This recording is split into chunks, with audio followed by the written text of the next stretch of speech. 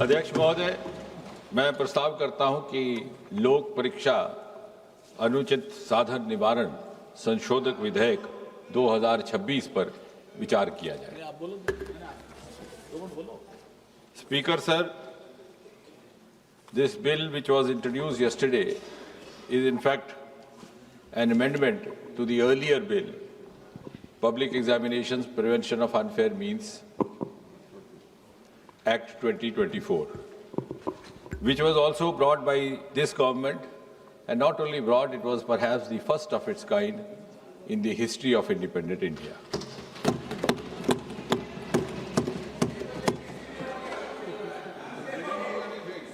The earlier bill and the amendment today are, in a way, a reaffirmation of this government's deep commitment to safeguard the welfare of the students and the youth of this country. And at the same time, it is also a reiteration of Prime Minister Modi ji's resolve not to allow anyone to compromise with the future of the children of Mother India. And therefore, this bill can be described in a way as a milestone legislation in the history of Indian Parliament. अब ये जो examination को लेकर के तरह तरह की वारदातें होती रही या पेपर लीक भी होता रहा, ये केवल किसी एक प्रदेश या एक प्रांत तक सीमित नहीं रहा। ऐसा पहले भी होता था। अलग अलग पार्टियों की सरकारें रही, अलग अलग प्रदेश रहे। सूची लंबी है, लेकिन केवल याददाश्त ताज़ा करवाने के लिए कुछ एक ऐसे वारदात जो बहुत ज़्यादा समाचार सुर्खियों में रहे। 2019 में रेलवे रिक्रूटमेंट बोर्ड का एग्जामिनेशन, वो भी इन्हीं कारणों से, लेकिन शायद उस समय उस तरह की कार्रवाई नहीं की गई जिस तरह की अब प्रस्तावित की जा रही है। 2011 में all India engineering entrance examination 2009 में हो गया। 2012 में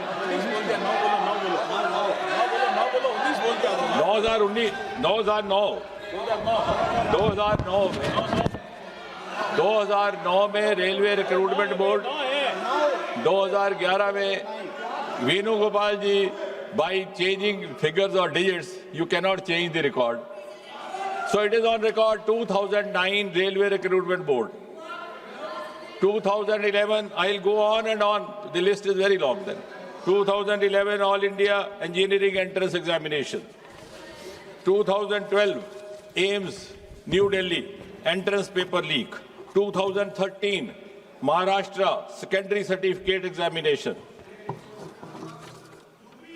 So, if I go on and on, then I will not be able to talk about the bill as such. But the list is okay. 2010. Okay, if that satisfies. Oh, if that satisfies you, you are welcome. You are welcome. You are welcome. 2010. B.Ed entrance examination, Uttar Pradesh. 2012. Tamil Nadu Public Service Commission. I can go on till you are satiated. 2009 West Bengal Joint Entrance Exam. So therefore, it was realized by this government that we need to have an exclusive legislation. उसी पर आ रहे हैं। I am following a chronology. Unfortunately, the chronology starts from the earlier times. और इसलिए ये सोचा गया कि ओवरऑल पब्लिक एग्जामिनेशंस को लेकर के एक व्यापक सामूहिक व्यवस्था विधेयक लाया जाए। भारत सरकार में 4 प्रमुख रिक्रूटमेंट एजेंसीज हैं, जैसा कि हम सब जानते हैं, UPSC, staff selection commission, railway recruitment board और इंस्टीट्यूट ऑफ बैंकिंग पर्सोनल। और इसी तरह से हायर एजुकेशन एडमिशन्स के लिए नेशनल टेस्टिंग एजेंसी, उसका गठन भी 2017 में किया गया था इसी सरकार द्वारा। अब आप कह रहे हैं कि डेट्स क्यों बता रहा है, वो इसलिए कि 2092 में 1992 first time there was a recommendation made to the government of India, then headed by the Congress party, that there should be a common testing national agency. It was 1992. Then in 2010, during UPA rule, there was again a committee which suggested, I don't know why this was not given due consideration, for whatever reasons and for whatever interests. So I think you must compliment Prime Minister Modi and this government. It has finished an unfinished task which you should have accomplished.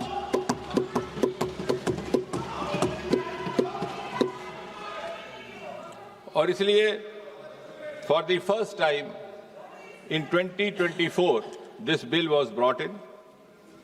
It was brought in the month of January 2024, enacted in February 2024, implemented in June 24 and notified also in the same month.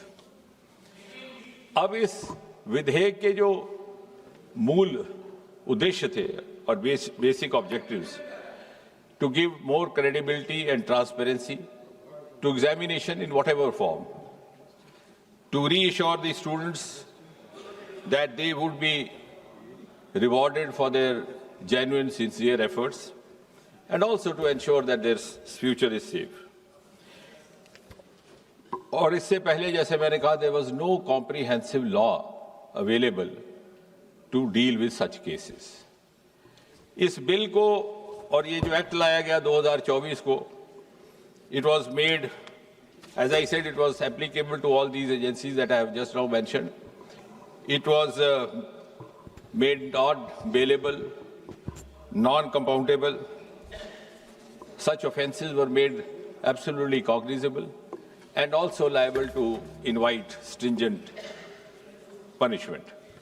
अब उस bill की detail में मैं नहीं जाऊंगा क्योंकि अभी उत्तर देने के समय भी रहेगा, लेकिन आप इस बात से तो सहमत होंगे कि हालिया जो घटनाक्रम रहा है उसका संज्ञान लेते हुए प्रधानमंत्री स्वयं ने ये निर्णय लिया कि हमें इसी विधेयक को थोड़ा और मजबूत करने की आवश्यकता. So we learned from the experience of the 2024 Act and the subsequent sequence of events, like any responsible government should do.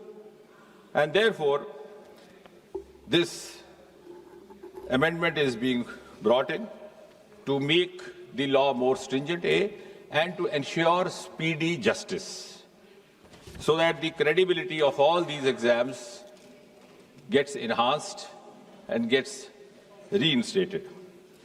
Mota isme, because then we have others to speak, and finally I'll come out with the reply. जो subsection 1 of section 10 था, उसमें था कि any person or persons involved will be liable to a punishment not less than 3 to 5 years and a fine up to 10 lakh. आज ये जो amendment लाया जा रहा है, इसके तहत the same duration of imprisonment has been made not less than 5 to 10 years and fine up to 50 lakh. The section 2 of subsection 2 of section 10, इसमें था कि service provider. Now, who is service provider? Service provider, also we have tried to cover a wide range so that nobody goes scot-free. I'll just read out the definition of service provider which has been provided in this amendment. Service provider means any agency, any organization, any body, any association of persons, any business entity, any company, any partnership or single proprietorship firm, including its associates, subcontractors and provider of support of any computer resource or any material by whatever name it may be called, which is engaged by the Public Examination Authority for the conduct of public examination. तो service provider के लिए सजा पहले भी काफी मजबूत थी. There was fine up to 1 crore in the 24 act, उसको बढ़ा करके अब 5 करोड़ किया जा रहा है. इसके साथ साथ the recovery of the proportional cost of exam, और सबसे महत्वपूर्ण कि 2024 के कानून में ये भी लिखित था कि the provider will be board from conducting any exam for the next 4 year को बढ़ा करके आज इस संशोधन के तहत 8 साल किया जा रहा है. So any service provider found guilty of indulging in any kind of misappropriation और malpractice which has resulted in such consequences will be debarred from conducting an exam for the next or the subsequent 8 years. इसी तरह subsection 3 और section 10 director और senior management जो उसके in charge होंगे even they will not B spared. कई बार ऐसा हो जाता है कानून में कि जो इमीडिएट हैंडलर है उसको पनिशमेंट हो जाती है. So this act seeks to include all involved directly, indirectly, one way or the other, so that it sets a deterrent example also for others. So senior direct management persons or director के लिए the imprisonment was 3 to 10 years in the earlier act. We are increasing it to 5 to 10 years, and the fine was up to 1 crore. It has been increased to 5 crore. And finally, the organized crime committers, where there is a mafia gang found. There is a nexus found, as we have experienced. I am not accusing any government, not finding fault. As I said right in the beginning, it is a malaise. It is an issue which is being faced by almost every state and UT of this country, regardless of whichever party in power. It is happening in Punjab. It is happening in Karnataka also, whether we name those states or not. So organized crime, that is examination authority or service provider institution, whatever, in that case the imprisonment earlier was 5 to 10 years. It's been increased to 7 to 10 years. And the fine was earlier up to 1 crore. It is now proposed to be increased to 10 crore. और सबसे महत्वपूर्ण बात जिसका प्रधानमंत्री जी ने video के माध्यम से जिक्र भी किया, to ensure speedy justice, we will have special fast-track courts established only for the cases dealing with unfair means in examinations. और चाहे वो special task force हो, चाहे वो central agency, because this bill and the earlier bill also entitles the government or the authorizes the government to pass this on to any central agency or to special task force, or even when the police Percy is conducting. उनके लिए section 12A has been added to this earlier bill, which provides for special fast track courts. अब उसमें भी हमने एक समय सीमा तय कर दी है. The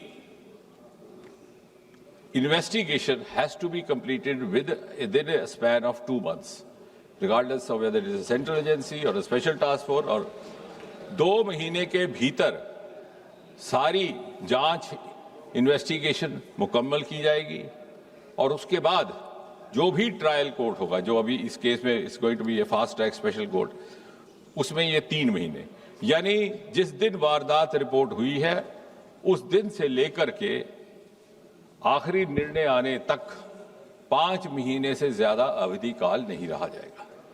so I think this is one of the most important components incorporated in this amendment.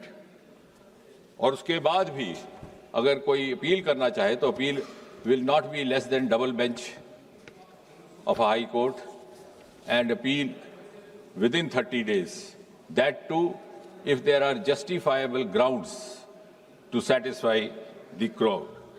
इसके साथ ही साथ इससे जुड़े जो और जुर्म होंगे, जो और क्राइम होंगे, they will also not go unattended or scot free.